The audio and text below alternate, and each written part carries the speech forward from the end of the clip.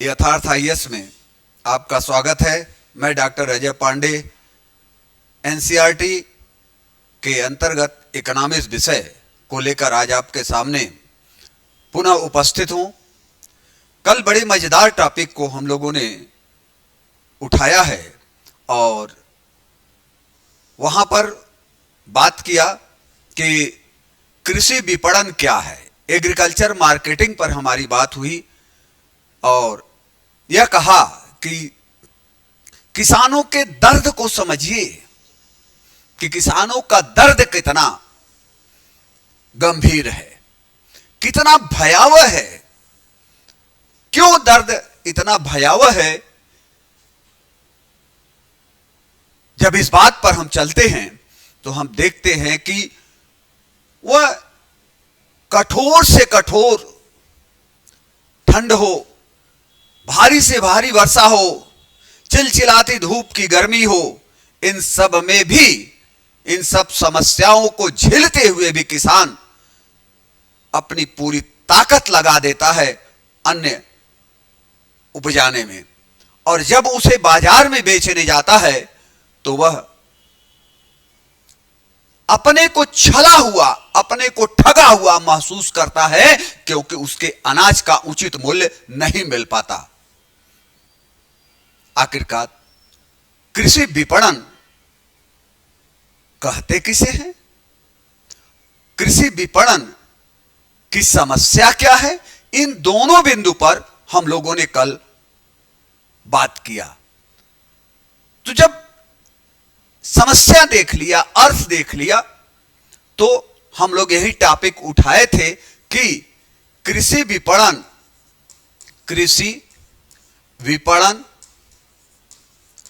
में सुधार के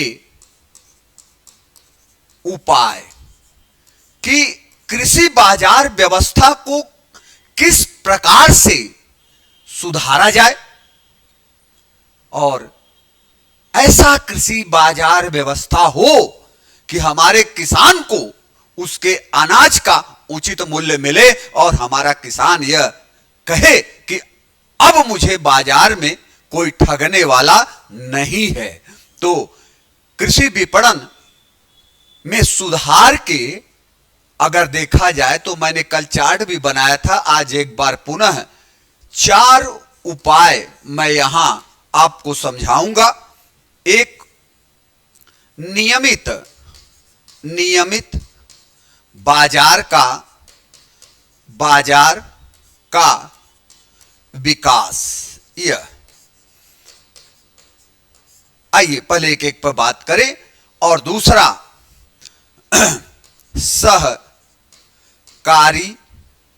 सहकारी समिति का विकास।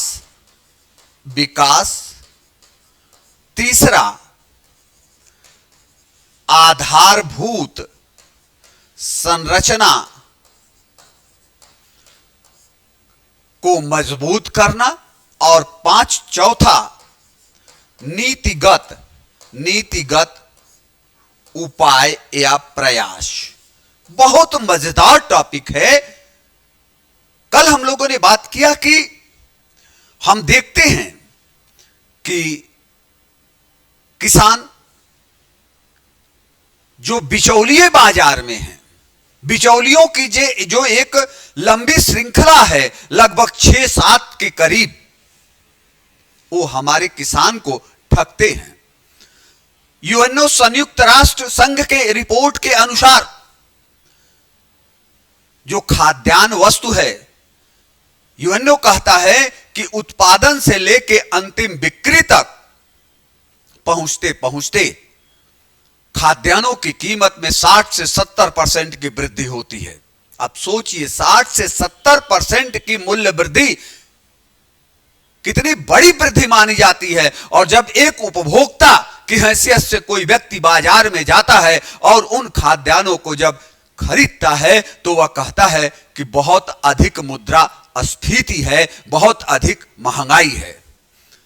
तो उपभोक्ता वहां झेलता है और दूसरी तरफ किसान कहता है कि मुझे अपने उपज का उचित मूल्य नहीं मिला। आखिरकार मामला कहां बिगड़ रहा है? तो वहां देखते हैं कि जो बाजार में बिचौलियां हैं, जिनके ऊपर किसी का नियंत्रण नहीं है, वे किसान से कम कीमत पर उसकी वस्तु खरीद लेते हैं, क्योंकि किसान को बाजार की जानकारी नहीं है। ऐसे में कृषि विपणन व्यवस्था में सुधार के लिए हमें एक नियमित बाजार का विकास करना होगा। हमें बाजार व्यवस्था को इस तरह से मजबूत करना होगा कि वहां देखरेख करने वाला कोई हो, वहां उस बाजार को नियमित करने वाला कोई हो। अगर मूल्य निर्धारण वहां होता है तो उसका नियंत्रण किसी के पास हो, ताकि बाजार में चाहे वह अड़हतिया हो या कोई अन्य प्रकार का व्यापारी हो या दलाल हो या कोई भी हो, वह मनमानी ना कर सके।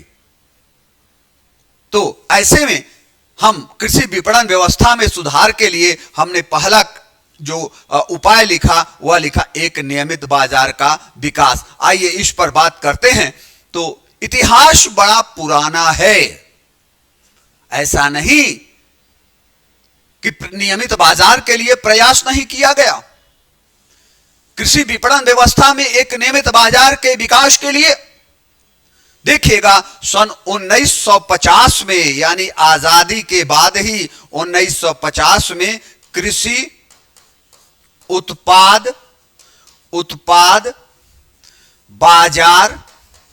बाजार समिति लागू किया गया। यानी शार्ट में कहते हैं एपीएमसी। यह एक अधिनियम बना। एपीएमसी एक्ट, कृषि उत्पाद बाजार समिति अधिनियम 1950 में भारत में लागू हुआ। यह क्या था जरा देखिएगा। एपीएमसी एक्ट, जिसे हिंदी में कृषि उत्पाद बाजार समिति कहते हैं, इसके अंतर्गत यह कहा गया कि प्रत्येक जिले में, आपने देखा होगा, प्रत्येक जिले में एक मंडी होगा। यह मंडी तो देखा होगा आपने, हर जिले में एक मंडी होगा जिले स्तर पर। और इस मंडी का नियमन मतलब नियम कानून बनाने का कार्य कौन करेगा? राज्य सरकार करेगा।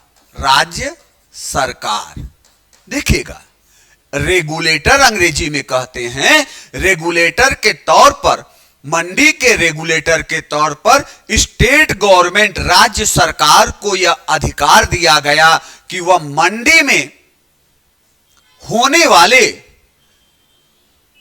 बिक्री या क्रय, खरीदारी दोनों के लिए नियम कानून बना दे। और इस एपीएमसी एक्ट के तहत जिले स्तर पर एक मंडी की व्यवस्था की गई और कहा गया कि जिसका रेगुलेशन राज्य सरकार करेगा। और फिर यहीं पर एक, यानी जो कमेटी बना, जो समिति बना, उसको हम मंडी परिषद कहते हैं। मंडी परिषद कहते हैं। अब इस मंडी परिषद में की देखरेख के लिए कौन कौन होगा? हमारे राज्य सरकार का प्रतिनिधित्व, यानी इस प्रतिनिधित्व करने वाला स्टेट गवर्नमेंट से। उसके बाद फिर आप देखेंगे अड़हतिया, उसको मंडी की भाषा में अड़हतिया बोलते हैं। ये शब्द कुछ बच्चों को अटपटा लग रहा होगा। अड़हतिया का मतलब यह हुआ बेटे कि जो मंडी है, तो मंडी में जो व्यापार करेगा, जो व्यापारी होगा, अस्थाई व्यापारी हम उसको कहेंगे। यानी ऐसे अपने भाषा में समझिए कि जो मंडी में अपना दुकान अस्थाई रूप से लगाएगा। ठीक है। अब हमने उदाहरण दिया कि मान लीजिए ये पूरा मंडी है, तो अब ये तो इसका क्षेत्रफल बड़ा है, तो इसमें कोई एक अड़हतिया यानी एक विक्रेता, अड़हतिया को विक्रेता भी कह लीजिए, एक विक्रेता तो होगा नहीं। अब इसमें यह आवंटन कर देता है वह मंडी परिषद इस तरह से कि कौन किधर दुकान लगाएगा। यह अब यहां देखिए ए है, बी है, सी है, मैं छोटा सा डायग्राम नक्शा टाइप का बनाया, डी है। अब A B C D E F G H, A कौन है? यही अड़हतिया है। अब ए का दुकान यहां है, बी का यहां है, सी का यहां है, डी का यहां है, ऐसे समझिए अड़हतिया। अब तो अड़हतिया का भी प्रतिनिधित्व होगा या व्यापारियों का, इसको व्यापारी भी कह सकते हैं, व्यापारियों का उस मंडी परिषद में प्रतिनिधित्व होगा। उसके बाद किसानों का भी प्रतिनिधित्व होगा, वो भी अपने आप को रिप्रेजेंट करेंगे। तो तीनों हो गए, राज्य सरकार का आदमी, व्यापारियों का आदमी, किसान का भी आदमी। अब ये सब मिलकर के उस मंडी में होने वाले व्यापार के लिए नियम कानून बनाएंगे, ताकि किसी भी किसान के साथ, किसी भी व्यापारी के साथ किसी प्रकार का छल न किया जाए। मंडी में डिमांड और सप्लाई, मांग और पूर्ति के आधार पर मूल्य का निर्धारण हो, और जो भी किसान अपने खेत से अनाज या कोई फल सब्जी कुछ भी अगर बिक्री के लिए मंडी, शहर की मंडी तक लाता है, तो उस मंडी में उसको प्रचलित कीमत यानी जो उस दिन बाजार में कीमत चल रही है, उस कीमत पर उसके अनाज की क्रय विक्रय किया जाए। अगर ऐसा होगा तो किसान को किसी प्रकार की दिक्कत नहीं होगी और किसान को उसके अनाज का उचित मूल्य मिलेगा। यह प्रस्ताव लेकर के एपीएमसी एक्ट के तहत जिले स्तर पर मंडी की व्यवस्था की गई, ताकि किसानों को उसके उपज का उचित मूल्य मिल सके। यह अब देखिएगा, तो एपीएमसी एक्ट आ गया, जिले स्तर पर हर जगह प्रयास करके बड़ी बड़ी मंडियां बनाई गई और किसानों से कहा गया कि तुम अपने उत्पाद को, अपने अनाज को, अपने फल को, अपने सब्जी को, जो भी है, शहर की मंडी में ला करके उचित दाम पर आप बेचो।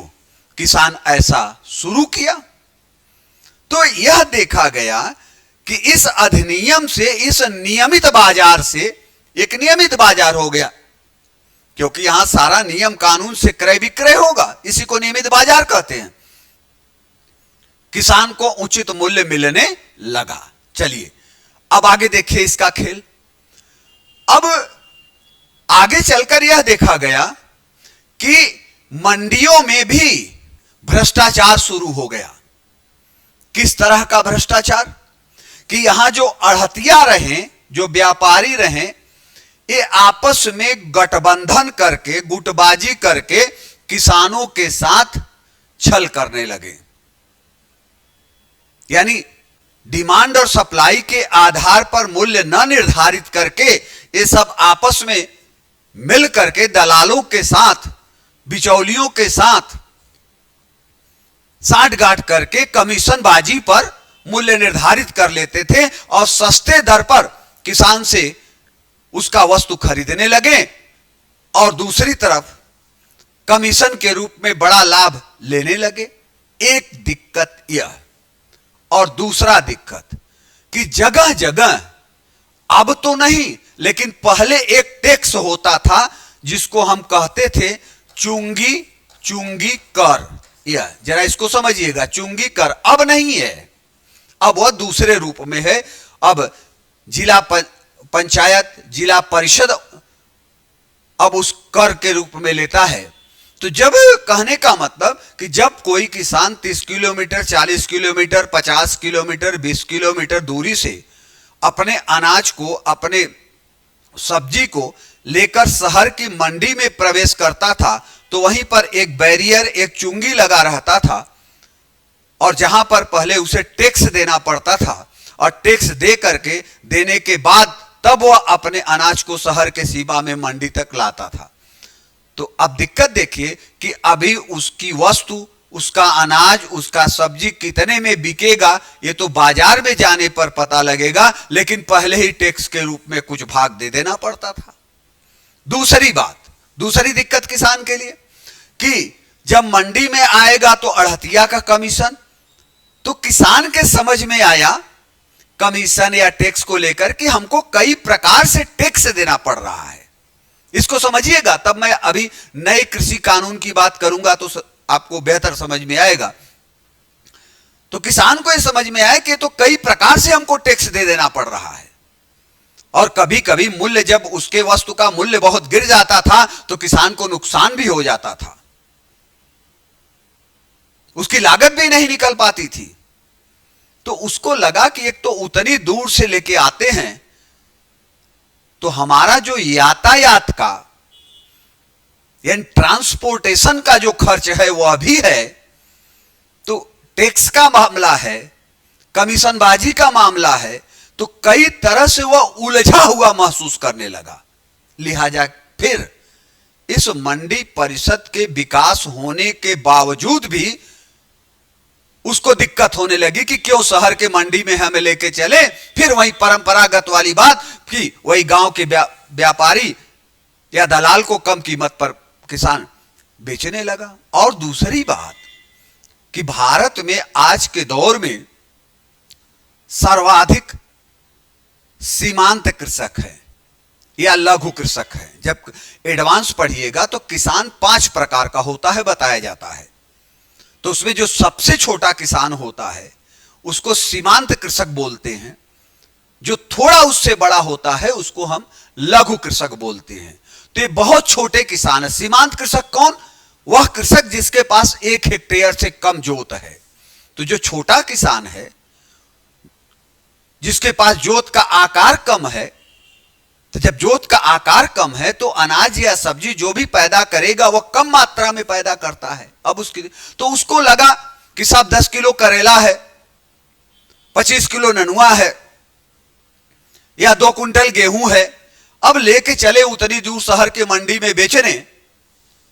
तो ऐसी स्थिति में ये जो सब मंडी में विभिन्न प्रकार की टैक्स का उलझन है, कमीशनबाजी है, तो इन सब से हमको कुछ मिलेगा नहीं। वो पहले से ही अपने आप को निराशावादी धारणा में डाल लेता है और फिर कम कीमत पर, आधा टेढ़ा कीमत पर बेच देता है। तो मंडी आने से छोटे किसानों को कभी लाभ नहीं हुआ, क्योंकि अधिकतम छोटे किसान मंडी तक पहुंचते ही नहीं है आज के दौर में भी, क्योंकि उनके पास उनके उत्पाद की मात्रा कम रहती है, इसलिए उनका दर्द। दूसरी तरफ जो किसान ने देखा, जो महसूस किया कि जो मंडी में विभिन्न प्रकार की कमीशनबाजी है, मंडी की जो दिक्कतें हैं, उन सब से वह अपने आप को ठगा महसूस करने लगा। हालांकि जैसे जैसे स्वतंत्रता के बाद हम आगे चलते गए, हमने एपीएमसी एक्ट में कई तरह से सुधार करने का प्रयास किया। 1973 में एपीएमसी एक्ट में सुधार हुआ, सन 2003 में एक बार पुनः सन 2003 में इस एपीएमसी एक्ट में सुधार किया गया। सरकार ने कहा कि जो भी कमियां हैं इसको सुधारा जाए और किसानों के हित तक इसको पहुंचाया जाए, उसमें सुधार किया गया। लेकिन इन सब के बावजूद भी किसान मंडियों तक नहीं पहुंच पाता। और ग्रामीण स्तर पर जरा देखिएगा, एकदम ग्रामीण स्तर पर भी नियमित बाजार के रूप में उसको हम कहते हैं ग्रामीण हाट। वही जो छोटी ग्रामीण स्तर पर जो कृषि वस्तु उत्पाद का बाजार लगता है उसी को हम ग्रामीण हाट भी कहते हैं। कि फिर जगह जगह गांव में 5-7 गांव के बीच 20-25 गांव के बीच छोटे छोटे जगह जगह फिर मंडियां लगाने की व्यवस्था की गई कि ताकि किसान, ऐसा किसान जो शहर की मंडी तक नहीं पहुंच पाता है, वह ग्रामीण हाट में उचित दाम पर अपने वस्तुओं को बेचे। लेकिन वहां भी किसान को बहुत लाभ नहीं मिला, बहुत उसको अपने अनाज का उचित मूल्य तत्काल नहीं मिलने लगा। लेकिन यह व्यवस्था, ग्रामीण हाट की व्यवस्था तो आज बड़े पैमाने पर है। इसमें जो गांव के हमारे बच्चे हैं, जो विद्यार्थी हैं, वो देख रहे होंगे कि गांव में भी मंडियां लगती है, उसको ग्रामीण हाट कहते हैं। वो भी एक नियमित बाजार का अंग है। जब चीजें आगे चली, सन 2014 में भारत में, हमारे देश में जब सत्ता परिवर्तन हुआ, नरेंद्र मोदी साहब की सरकार आई, तो वहां पर इस मंडी व्यवस्था में सुधार करने के लिए सरकार ने एक योजना शुरू किया। उस योजना को हम कहते हैं राष्ट्रीय कृषि बाजार। यह देखिए, इस योजना को कहते हैं ई नाम। यह ई नाम एक सरकार ने योजना लाया। जरा इसको आप विद्यार्थियों अच्छे से समझना। ई नाम योजना 2015 में कैबिनेट ने इसे पास किया और फिर 14 अप्रैल 2016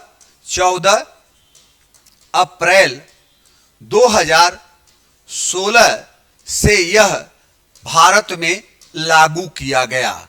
अब जरा इसको समझिए, ई नाम योजना है क्या। यहां ई लिखा है, मतलब इलेक्ट्रॉनिक अंग्रेजी में, और नाम national agriculture marketing. National agriculture marketing यानी हिंदी में राष्ट्रीय कृषि बाजार। कहा गया हमारी सरकार ने, या इस योजना को समझाने के लिए मैं एक आपको उदाहरण दूं कि जैसे आप रेलवे स्टेशन पर गए हैं, बड़े बड़े रेलवे स्टेशन पर, तो आपने देखा होगा बड़े बड़े रेलवे स्टेशन पर एक इस तरह का डिजिटल बोर्ड लगा रहता है। डिजिटल इलेक्ट्रॉनिक बोर्ड लगा रहता है, और उस इलेक्ट्रॉनिक बोर्ड पर ट्रेन के आने जाने की सूचना, इंफॉर्मेशन डिस्प्ले होता है, यानी दिखता रहता है ऑटोमेटिक कि फला ट्रेन कब किस प्लेटफार्म पर आएगी, कितना लेट है, यानी कितना विलंब से चल रहा है, कौन सी ट्रेन रद्द कर दी गई, किस ट्रेन का, मतलब पूरा ट्रेन का विवरण। जैसे हम आप जब कोई ट्रेन पकड़ने जाते हैं तो उस इलेक्ट्रॉनिक बोर्ड पर, यानी पूछताछ इंक्वायरी पर जाने से पहले उस डिजिटल बोर्ड पर हम देख लेते अपने हैं कि हमारी जो ट्रेन जो मुझे पकड़ना है उसकी स्थिति क्या है, तो डिस्प्ले होता रहता है। बस इसी उदाहरण पर ई नाम को समझिए, आपको समझ में आ जाएगा।